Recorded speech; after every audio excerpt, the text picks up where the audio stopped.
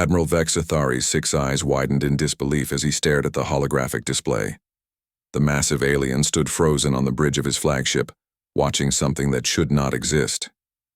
His crew of Zenithan warriors, each standing over 8 feet tall with blue-scaled skin, moved nervously around their stations. "Run the scan again," Vexathari commanded, his voice echoing through the bridge like grinding metal. The sensor officer's clawed hands danced across the controls. "Sir, the readings are the same. There are thousands of ships out there. Massive ships. They're just sitting there." Captain Hyun-woo Park watched the alien fleet through the main viewer of his ship, the Silent Thunder. He was a calm man in his 40s with sharp eyes that missed nothing. His bridge crew worked quietly around him, each person focused on their task. The ship was enormous, bigger than any building on Earth, but it hung in space like a ghost. "How long have they been scanning us?" asked Commander Yoonji Nam, standing beside the captain's chair. She was young for her rank, but her steady voice showed no fear. 3 hours now," replied the sensor officer. "Their ships are getting closer, but they're being careful." Hyunwoo smiled slightly. "Good. Let them look. They're seeing exactly what we want them to see." 3 years ago, Dr. So-young Kim had made a breakthrough that changed everything. In her laboratory deep beneath Seoul, she had discovered how to bend space itself around objects. The technology was called quantum phase shifting, and it made things invisible to every known type of sensor. The Silent Thunder was not alone. Around it, spread across millions of miles of space, hung the largest fleet ever built by any species in the galaxy. 12,000 ships, each one a masterpiece of human engineering. Battleships the size of mountains, carriers that could launch 1,000 fighters, destroyers that moved like shadows between the stars. For 3 years, they had waited here, in the asteroid belt beyond Mars, hidden, watching, learning everything about the aliens who thought they ruled the galaxy. Admiral Vexathari had served in the Galactic Council's navy for 200 years. He had conquered dozens of worlds and crushed countless primitive species, but nothing in his long career had prepared him for this moment. "How is this possible?" he whispered to his second-in-command, General Kex Noth. The smaller alien's tentacles writhed with nervous energy as he studied the readings. "Sir, our intelligence said the humans barely had 50 ships. Old ones. Slow ones. They couldn't even travel faster. Then light until recently." Vexathari's mandibles clicked with anger. "Then our intelligence was wrong, very wrong." On Earth, in a bunker hidden beneath the mountains of Colorado, President Da-Yoon Choi watched the same scene on her screens. She was a small woman, with gray hair and tired eyes, but her voice carried the weight of humanity's future. "How are they reacting?" she asked Admiral Tae-min Lee, who stood beside her. The young admiral was the youngest person ever to command a space fleet, but his calm confidence had earned the respect of every officer under his command. "Panic," Tae-min replied with satisfaction. "Complete panic. They're sending messages to every corner of the galaxy. The Galactic Council is calling emergency sessions." Dr. So-young Kim entered the command center, her lab coat still stained with the work of perfecting humanity's greatest secret. She was brilliant, perhaps the smartest person alive, but she preferred to let her inventions speak for themselves. "The phase generators are holding steady," she reported. "Every ship in the fleet is maintaining perfect concealment. The aliens can see us now only because we're letting them." President Choi nodded. "Good. It's time they learned the truth." The truth was something the galaxy was not ready for. For 50 years since first contact with alien civilizations, humanity had played the role of weak newcomers. Earth's space program appeared primitive, struggling to reach even its own moon. Human diplomats spoke humbly in the Galactic Council, asking for guidance and protection from their advanced neighbors. It was all a lie. While aliens watched humans fumble with basic space technology, Earth's real scientists worked in secret. They built ships in hidden construction yards. They developed weapons that could crack planets. They created technology that made the most advanced alien systems look like stone tools. Captain Woo-jin Kang commanded the Shadow Dancer, a destroyer that specialized in reconnaissance. His ship was much smaller than the Silent Thunder, but it could move unseen through any enemy formation. He watched the alien fleet with the calm attention of a predator studying its prey. "Their formation is defensive," he reported to Fleet Command. "They're scared. I don't think they've ever encountered an enemy they couldn't understand." The Zenithan Empire had ruled the galaxy for 1,000 years through simple mathematics. They had the biggest ships, the most advanced weapons, and the largest armies. Any species that opposed them was quickly crushed. But mathematics meant nothing when you couldn't see your enemy. Vexithari finally regained his composure. He had survived this long by adapting to new situations, and this was just another challenge to overcome. "Send a message to the human fleet," he ordered. "Tell them they are trespassing in Galactic Council space. Demand that they identify themselves and state their intentions." The communications officer's tentacles hesitated over the controls. "Sir, which ship should we contact? There are so many of them." "The largest one. That ship in the center." Hyun-woo received the alien message with amusement. The translator converted the alien language into perfect Korean, another human innovation that had surprised the galaxy when it was revealed.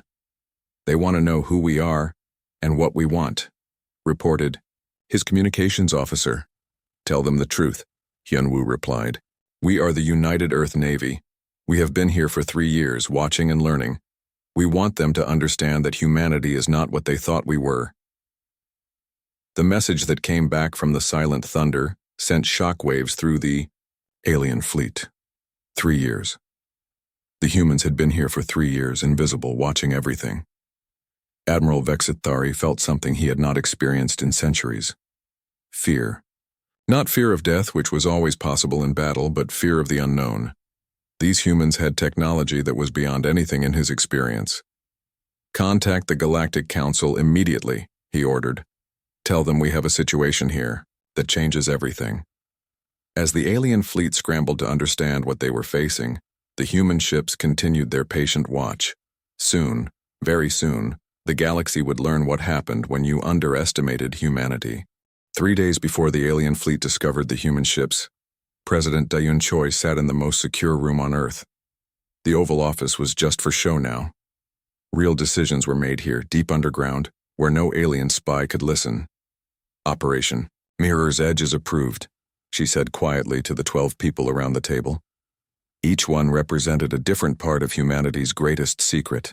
Military commanders, scientists, engineers, and intelligence officers who had spent decades preparing for this moment. Dr. Jae Won-song, a thin man with thick glasses and nervous hands, pulled up holographic displays that filled the room. As head of Earth Defense Research, he knew secrets that would reshape the galaxy. "For 47 years we have been lying," he began. "Every piece of technology we showed the aliens was deliberately outdated. Every ship they saw was a decoy. Every time they asked about our capabilities, we made ourselves look weak." Admiral Tae-min Lee stood and walked to the star map that dominated one wall. He was only 35, but his mind worked like a computer when it came to military strategy. "The aliens think they know us," he said. "They've watched us struggle to reach Mars. They've seen our primitive rockets fail and our ships break down. They believe we are centuries behind them in technology." He touched the map, and it changed to show the solar system. Red dots marked alien observation posts. Blue dots showed human colonies, and green dots revealed something that would shock the galaxy. "They don't know about the ghost yards," Tae-min continued. "Construction facilities hidden in folded space. Shipyards that exist in dimensions they can't even detect." Commander Eunji Nam had spent 10 years working in those hidden shipyards. She remembered the first time she saw a construction bay that was bigger on the inside than the outside, where space itself was bent and twisted to create room for humanity's real fleet. "We built 12,000 ships," she reported. "Each one uses technology that's at least 50 years ahead of anything the aliens have. Quantum armor that can absorb energy weapons, fusion drives that move faster than their best ships, computers that think faster than their smartest minds." The Galactic Council's emergency session was taking place on Zenthos Prime, the capital world of the Zenithan Empire. Representatives from 17 different species gathered in the Great Hall, their various forms creating a bizarre display of galactic diversity. The message from Admiral Vexithari had been simple and terrifying. The humans have been lying to us. They have a fleet that makes ours look primitive. Chancellor Morden of the Reptilian Coalition slammed his clawed fist on the table. Impossible. We've been watching them for 50 years. They can barely leave their own planet. I've seen the sensor readings, replied Ambassador Tekalara of the Crystal Worlds, her crystalline body ringing like a bell as she moved. Either our instruments are all malfunctioning, or the humans have been playing a game we didn't even know existed. Dr. Jaewon Song appeared on the main screen via quantum transmission, his image clear despite the impossible distance. The aliens had never seen him before. He was not one of Earth's usual diplomatic representatives. Honored members of the Galactic Council, he began in perfect galactic standard. Another surprise since humans supposedly struggled with alien languages. I am here to explain how we accomplished what you think is impossible. His calm voice filled the Great Hall. 50 years ago, when you first contacted us, we made a decision. We would never again be the victims of a more advanced civilization. So we studied you, all of you. The display behind him showed historical footage. Alien ships conquering primitive worlds, entire species enslaved or destroyed, civilizations wiped out because they couldn't defend themselves. We learned from every species you ever defeated. Dr. Song continued. We studied their mistakes, we analyzed their weaknesses, and we decided to do something different. Captain Wu Jin Kang was watching the transmission from his ship, the Shadow Dancer. His crew of 30 specialists represented the best of humanity's hidden military. They had trained for years in facilities that officially didn't exist, using equipment that was supposedly impossible. He's really laying it on thick, commented his tactical officer, Lieutenant Bo Ra-yoon. She was barely 25 but could pilot their ship through asteroid fields while invisible to every sensor in the galaxy. The truth often sounds dramatic when people hear it for the first time, Wu Jin replied. On the main screen, Dr. Song was explaining humanity's deception in careful detail. While you watched us struggle with chemical rockets, our real ships were powered by contained fusion reactors.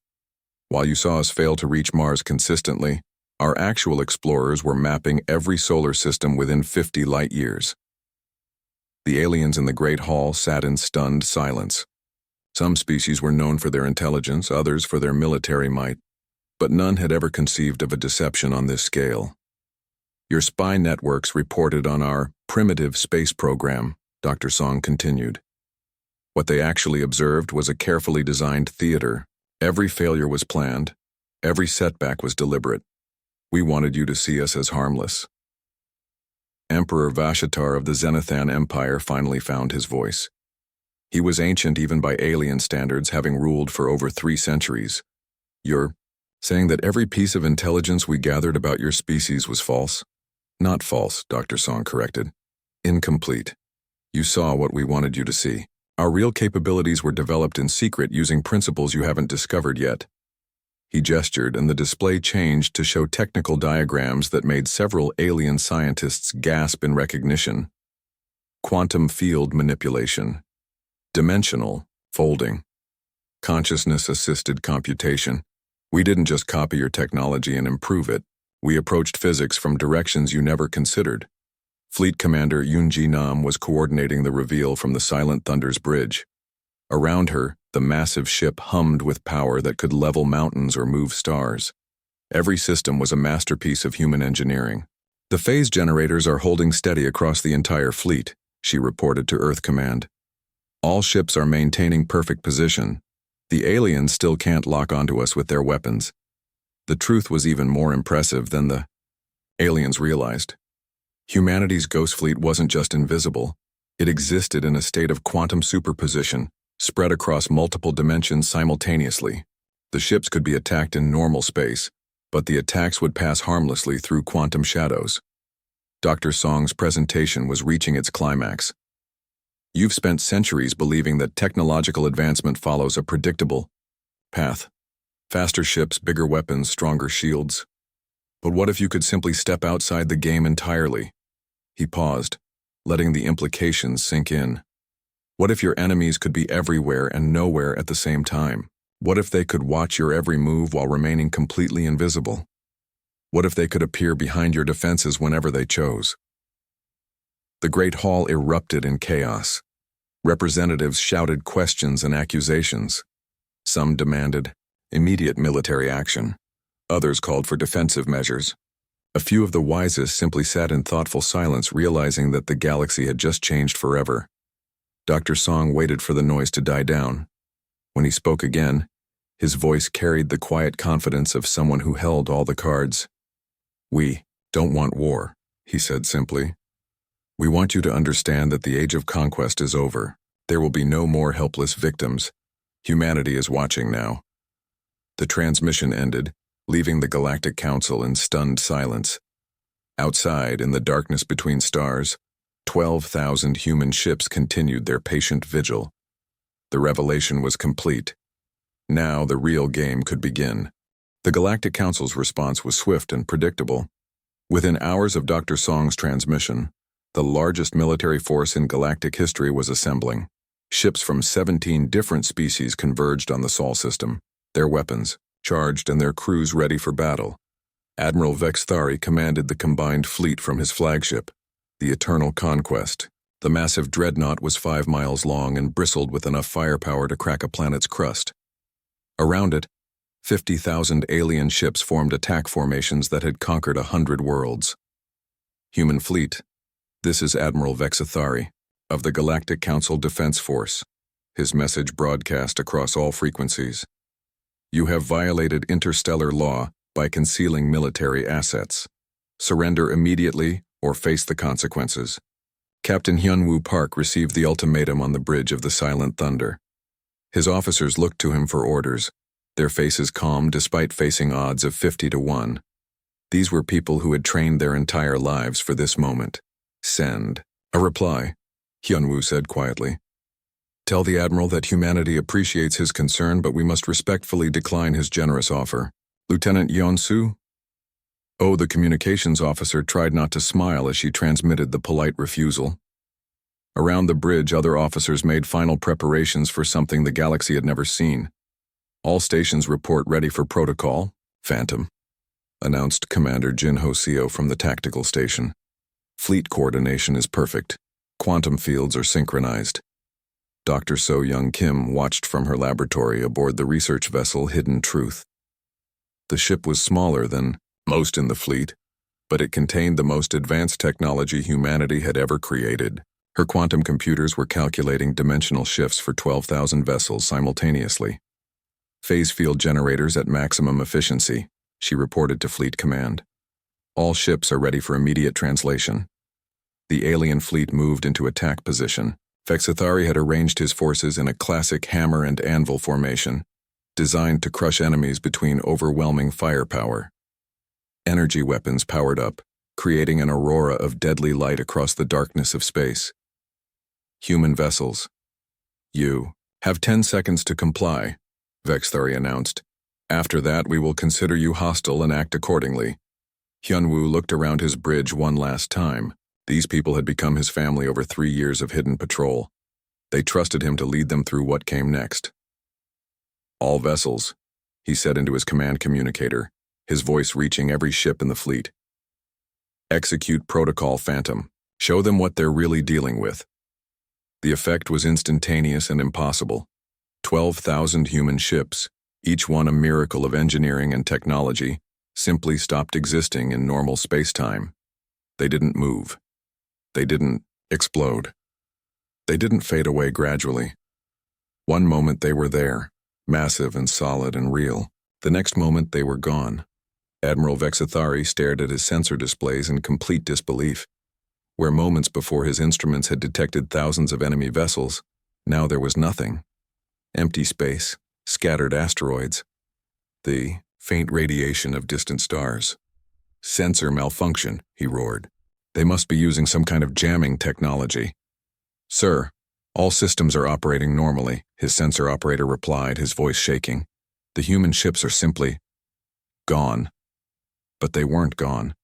They had stepped sideways into dimensions that the aliens didn't even know existed. Dr. So-young Kim had discovered that space itself had layers, like an onion made of reality. By shifting into parallel dimensional space, the human fleet could occupy the same location while remaining completely undetectable. Commander Yoon Seo-han stood on the bridge of the stealth frigate Whisper, watching the alien fleet through instruments that could see across dimensional barriers. The sight was almost amusing. 50,000 alien ships firing wildly at empty space, their weapons passing harmlessly through areas where human vessels hung invisible and untouchable. "They're panicking," she reported to Fleet Command. "Half of them are shooting at asteroids. The other half are shooting at each other by mistake." From phase space, the human fleet could observe everything while remaining completely safe. It was like watching a movie where the actors couldn't see the audience. General Keksnoth tried to maintain order among the alien formations, but fear was spreading faster than his commands. His tentacles writhed with nervous energy as he processed. "Reports from across the fleet. Thermal contacts in Sector 7, shouted one captain. "Wait, they're gone again." "Energy signatures detected in Sector 12, called another. "Negative, false alarm." "Something just passed through our shields," screamed a third. "It went right through us like we weren't even here." Dr. So Young Kim smiled as she monitored the phase generators. The technology was working perfectly. Each human ship existed in a quantum state that made them immune to normal matter. Alien weapons could fire through them without causing any damage. "Phase stability holding at 99.7% across the entire fleet," she reported. "We can maintain this state indefinitely." The psychological effect on the alien forces was devastating.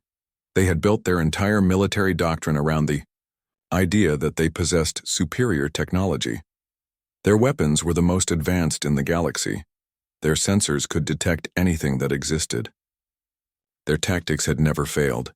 Now they faced an enemy that simply ignored all of those advantages. Captain Wu Jin Kang guided the Shadow Dancer through the alien formation, his ship passing directly through the hull of a Zenithan cruiser. The alien crew never knew they were there. In phase space, the Shadow Dancer could go anywhere, see everything, and remain completely undetected. "This is amazing," whispered his pilot, Lieutenant Bo Ra-yun. "We're like ghosts that can walk through walls." "Better than ghosts," Wu Jin replied. "Ghosts can't choose when to become solid again." Admiral Vexthari had fought in hundreds of battles across 2 centuries of military service. He had faced every type of enemy the galaxy could produce. Energy beings that lived in stars, machine intelligences that thought faster than light, creatures that existed in multiple dimensions simultaneously. But he had never faced an enemy that could simply choose not to exist in the same reality as his weapons. "Fall back to defensive positions," he finally ordered, his voice heavy with defeat. "Establish a perimeter around the system. Monitor all frequencies for any sign of the human fleet." His ships retreated to what they hoped was a safe distance. But safety was an illusion when your enemy could appear anywhere without warning. Dr. Song's voice came through on all frequencies, transmitted from somewhere in the void where no sensors could detect its source. "Admiral Vexithari, this is Dr. Song. We're still here, we're always here, we're watching everything you do, and you can't see us, touch us, or predict us. This is humanity's gift to the galaxy. We have made ourselves impossible to conquer." The message continued, calm and patient, like a teacher explaining a lesson to confused students. "Your fleets can search for us, but we are beyond your reach. Your weapons can fire at us, but we exist outside their range. Your sensors can look for us, but we have stepped outside the reality they can perceive." Across the alien fleet, the implications began to sink in. They weren't just facing a more advanced enemy. They were facing an enemy that had transcended the basic rules of warfare. "We suggest you return to your worlds," Dr. Song concluded. "Think carefully about what you've learned here today. The galaxy has changed, and there's no going back." The human fleet remained in phase space, watching and waiting. They had revealed their greatest secret, and now the real test would begin. The aliens would have to decide whether to accept the new reality or keep fighting a war they could never win. In the darkness between dimensions, 12,000 human ships maintained their silent vigil, guardians of a peace that could only exist when nobody could threaten it. The Galactic Council declared an emergency that had no precedent in their 1,000-year history. For the first time, they faced an enemy they could not see, could not track, and could not predict. Emergency sessions ran day and night as representatives from 17 species tried to find a solution to an impossible problem. Admiral Vex Thari had not slept in 4 days. His flagship, the Eternal Conquest, led a search pattern that covered the entire solar system, but it was like hunting shadows with a flashlight. Every sensor sweep found nothing. Every tactical formation proved useless against an enemy that might not even be there. "Report," he commanded, his voice rough with exhaustion. "Sir, we've completed another full scan of the asteroid belt," replied his sensor officer. "No contacts, no energy signatures, no trace of the human fleet." "They have to be somewhere," Vex Thari growled.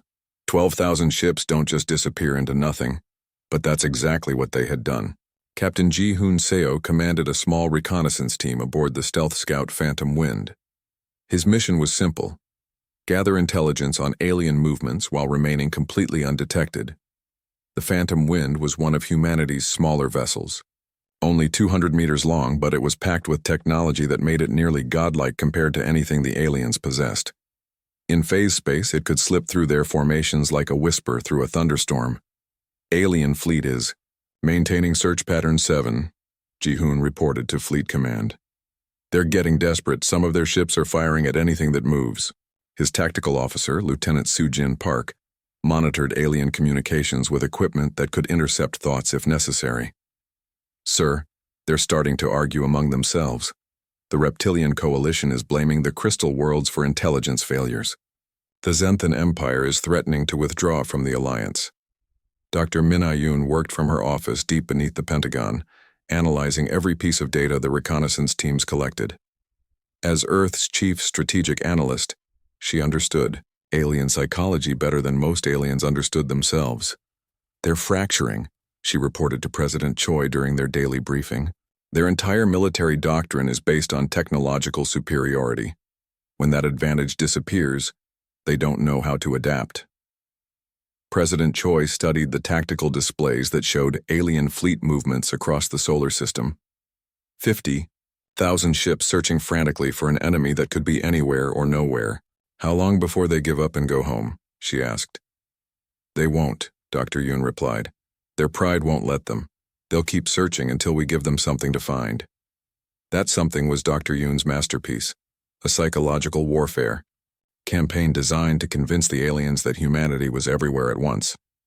She called it Ghost Strikes, and it would push the alien alliance to its breaking point. The first ghost strike happened near Jupiter. The Reptilian Coalition had stationed a battle group there to monitor the gas giant's moons. Admiral Sektar was reviewing sensor logs when reality seemed to hiccup around his flagship. One moment, space was empty. The next, a human destroyer materialized directly behind his formation. The ship was sleek and deadly, its hull reflecting Jupiter's storms like polished obsidian. Before anyone could react, it fired a single pulse that disabled the flagship's main engines. Then it vanished, again, leaving the aliens staring at empty space and wondering if they had imagined the whole thing. "Did you see that?" Admiral Sektar demanded of his bridge crew. "Tell me someone got sensor readings." But the sensors showed nothing. The attack had lasted less than 3 seconds, not enough time for their instruments to lock onto the target. The human ship had appeared, struck, and disappeared like a nightmare that left no proof of its existence. Commander Sung-Ho Lim piloted the assault carrier Storm's Edge through phase space, his massive ship invisible to the alien search fleets. The Storm's Edge was one of humanity's most powerful vessels, capable of launching 1,000 fighters or landing an entire army. From his position outside normal reality, Sung-Ho watched the alien fleets with the detached interest of a scientist studying insects. Their formations were impressive by galactic standards, but they were designed to fight enemies that followed the same rules they did. "Ghost Strike Team 7, you are clear for approach," he transmitted to a squadron of human fighters. "Target is the Zenithan command cruiser in Sector 4. Disable their communications array and withdraw." The fighters phased into normal space for exactly 8 seconds, long enough to cripple their target and escape before the aliens could even process what had happened. To the enemy, it looked like shadows had reached out from empty space to tear apart their ship. Dr. So-Young Kim monitored the phase generators from her laboratory aboard the Hidden Truth. Each ghost strike required precise calculations to ensure the attacking ships could phase back into safety before enemy weapons could target them. Phase coherence holding at optimal levels, she reported. All strike teams are maintaining perfect dimensional stability. The ghost strikes continued for weeks, each one more unsettling than the last. Human ships appeared inside asteroid fields, emerging from solid rock as if it were empty air. Others materialized directly behind alien formations, their sudden presence defying every law of physics the aliens understood. Some attacks seemed to come from multiple directions simultaneously, as if humanity had learned to be in several places at once. The aliens fired desperately at empty space, their weapons lighting up the darkness in displays of futile rage. Admiral Vexithari tried to maintain order, but his alliance was falling apart. The Crystal Worlds accused the Reptilian Coalition of deliberately providing false intelligence. The Zenithan Empire demanded that other species share their most advanced sensor technology. "This is impossible," Chancellor Morden roared during an emergency council session. "Matter cannot simply appear and disappear. There must be some scientific explanation." "The explanation is simple," replied Ambassador Teklara, her crystalline body ringing with frustrated harmonics. "The humans have technology we don't understand. We're fighting an enemy that's centuries ahead of us." Emperor Vashtar of the Zenithan Empire had lived for over 300 years, but he had never felt as old as he did now. His empire had conquered half the galaxy through superior technology and overwhelming force. Now, both advantages had become worthless. "What do we do?" he asked the assembled representatives. "How do we fight ghosts?" The question hung in the air like poison. Nobody had an answer because there was no answer. Humanity had fundamentally changed the rules of warfare, and the old powers of the galaxy couldn't adapt. Captain Woojin Kang brought the Shadow Dancer close to the alien flagship, his ship existing in phase space only meters away from the enemy bridge. He could see Admiral Vexithari through the dimensional barrier, the alien commander staring at tactical displays that showed nothing but empty space. "He looks tired," observed Lieutenant Bora Yun from the pilot station. "They all do. How long do you think they'll keep this up?" "Until they break," Woojin replied. "Or until they learn to accept the new reality." The psychological pressure was taking its toll. Alien crews jumped at every sensor ghost, fired at every moving shadow, and reported human ships in places where nothing existed. Paranoia spread through their fleets like a plague, turning allies against each other and making rational decisions impossible. Dr. Mina Yun analyzed the intelligence reports with satisfaction. The alien alliance was fracturing exactly as she had predicted. Fear was more powerful than any weapon, and humanity had weaponized the unknown itself. "They're starting to withdraw their outer patrols," she reported to President Choi. "Some species are pulling back to defend their home systems. The unity of their alliance is crumbling. The ghost strikes had achieved their purpose. The aliens had learned that nowhere was safe, that humanity could appear anywhere without warning, and that their most advanced technology was useless against an enemy that existed outside the normal rules of reality." In phase space, the human fleet maintained its patient watch. They had become the galaxy's silent guardians, protectors of a peace that could only exist when nobody dared to threaten it. The hunt was over. Humanity had won without firing a shot in anger, proving that the greatest victories came not from superior weapons, but from superior thinking.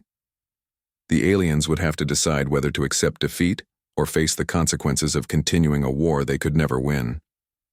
6 months after the vanishing, the galaxy had become a very different place.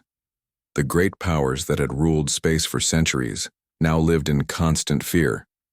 Their massive fleets patrolled empty regions, searching for enemies that might be watching from impossible places.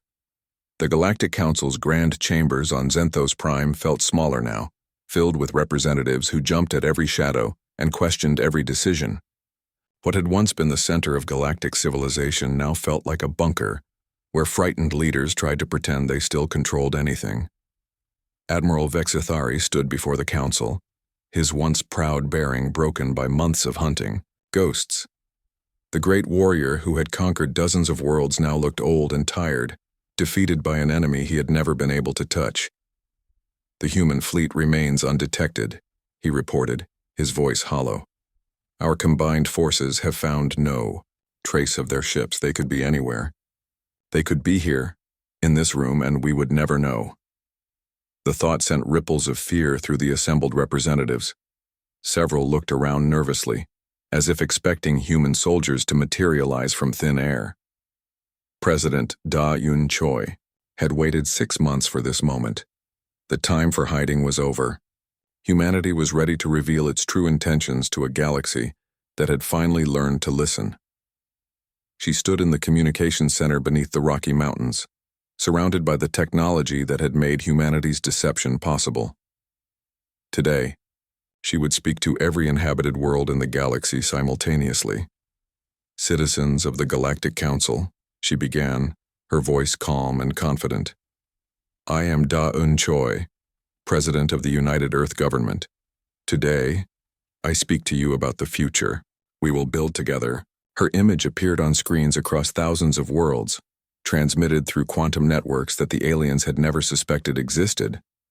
For the first time, they were seeing humanity's real leader, not the humble diplomats who had played weak for 50 years. "For 6 months you have lived with fear," President Choi continued. "Fear of an enemy you cannot see, cannot predict, and cannot defeat. You have learned what it feels like to be helpless in the face of superior technology." Admiral Hyun-woo Park stood on the bridge of the Silent Thunder, preparing for humanity's most important diplomatic mission. Today, the Ghost Fleet would end its vigil in phase space and return to normal reality. "All ships prepare for dimensional translation," he announced to the fleet. "Today we become diplomats instead of guardians." Around him, his crew made final preparations for what would either be the beginning of galactic peace or the start of the greatest war in history. The Silent Thunder's quantum computers calculated emergence vectors for 12,000 vessels, ensuring they would appear in perfect formation around the Galactic Council's home system. Dr. So-Young Kim monitored the phase generators one last time, making sure every system was perfect. This translation would be different from all the others.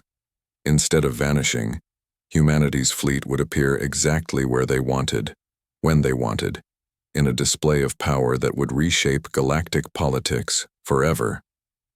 "Phase coherence at maximum. Stability," she reported.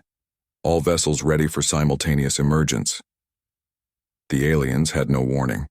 One moment, the space around Zenthos Prime was empty, except for the usual patrol ships. The next moment, 12,000 human vessels materialized in perfect formation, their hulls gleaming in the light of the system's twin stars. The Silent Thunder appeared directly above the planet's capital city, its massive form casting a shadow across the government district. Around it, humanity's fleet spread out in a display that covered the entire star system, each ship a masterpiece of technology and engineering. On the planet's surface, alien citizens looked up at skies filled with impossible ships. The vessels hung motionless, neither threatening nor retreating, simply existing as proof that the old order had ended forever. Admiral Vex Athari stared at his sensor displays in stunned disbelief. After 6 months of hunting shadows, the human fleet had simply chosen to become visible again. Every ship showed clearly on his instruments, their positions precise, and their formations perfect. "Sir, they're not raising shields or charging weapons," his tactical officer reported. "They're just waiting." President Choi's transmission continued, her words reaching every corner of the galaxy. "We never wanted war. We wanted peace through strength. You cannot conquer what you cannot find, and you cannot threaten what you cannot see." The message was simple but revolutionary. Humanity had achieved something no species in galactic history had ever managed: perfect defense through technological superiority. Dr. Jaewon Song appeared on screens throughout the council chambers, his familiar face now representing humanity's real diplomatic corps. He carried datapads containing information that would change everything. "Honored representatives," he began, "I present to you the Phantom Protocols, A new framework for galactic civilization based on mutual respect instead of technological dominance. The protocols were elegant in their simplicity. Any species that signed a non-aggression treaty with humanity would receive access to limited versions of phase technology, not enough to threaten Earth, but enough to defend themselves from traditional conquest. The age of galactic empires is over, Dr. Song explained. No more will advanced species prey upon primitive worlds. No more will the strong destroy the weak simply because they can. Captain Wu Jin Kang stood on the Shadow Dancer's bridge, watching alien reaction fleets arrive in the system. Hundreds of ships from different species, all drawn by reports of humanity's sudden appearance. But none of them made aggressive moves. They had learned over 6 months of futile hunting that attacking the human fleet was pointless. Humanity could vanish at will, appear anywhere, and strike without warning. The smart move was to listen. Commander. Eunji Nam coordinated the fleet's defensive posture from her position aboard a massive battlecruiser. Every human ship was ready to phase back into dimensional space at the first sign of hostility, but she hoped it wouldn't be necessary. Alien fleets are maintaining safe distances, she reported to Admiral Park. Several species are requesting permission to approach for diplomatic talks. The requests came from unexpected sources. Smaller species that had spent centuries being dominated by the great powers now saw an opportunity for real independence. If humanity would share even basic phase technology, they could defend themselves from any aggressor. Emperor Vashitar made the first official response, his ancient voice carrying the weight of 3 centuries of rule. The Zenithan Empire formally requests diplomatic negotiations with the United Earth government. It was a stunning reversal. The species that had ruled the galaxy for 1,000 years was asking for talks with newcomers they had dismissed as primitive only months before. Other species quickly followed: the Reptilian Coalition, the Crystal Worlds. Even the proud machine intelligences sent diplomatic requests. Nobody wanted to be left out when the galaxy's balance of power shifted so dramatically. Dr. So Young Kim watched the proceedings from her laboratory, satisfied that her technology had accomplished something no weapon ever could. By making war impossible, humanity had made peace inevitable. Phase field generators are holding perfectly across the entire fleet, she reported. We can maintain this demonstration indefinitely, or phase back to dimensional space whenever necessary. President Choi concluded her address with words that would be remembered for centuries. We offer you a choice. Accept the new reality and work with us to build a galaxy where strength protects instead of conquers. Or continue the old ways and discover what happens when you threaten those who cannot be threatened. The choice was obvious to anyone with sense. Fighting humanity was like trying to punch smoke or capture shadows. Better to join them and benefit from the new order they offered. Admiral Hyunwoo Park opened communication channels to the assembled alien fleets, his voice calm and professional. All vessels requesting diplomatic contact are welcome to approach. We will establish formal talks within the week. The negotiations would take months, but the outcome was never in doubt. Humanity held all the advantages and asked for very little. In return, peace, mutual respect, and an end to the cycle of conquest that had defined galactic civilization. Captain Wu Jin Kang watched the first alien diplomatic ship approach the Silent Thunder, its crew no doubt nervous about meeting the high species that had redefined what was possible. Strange, Lieutenant Bo Rayun observed from her station.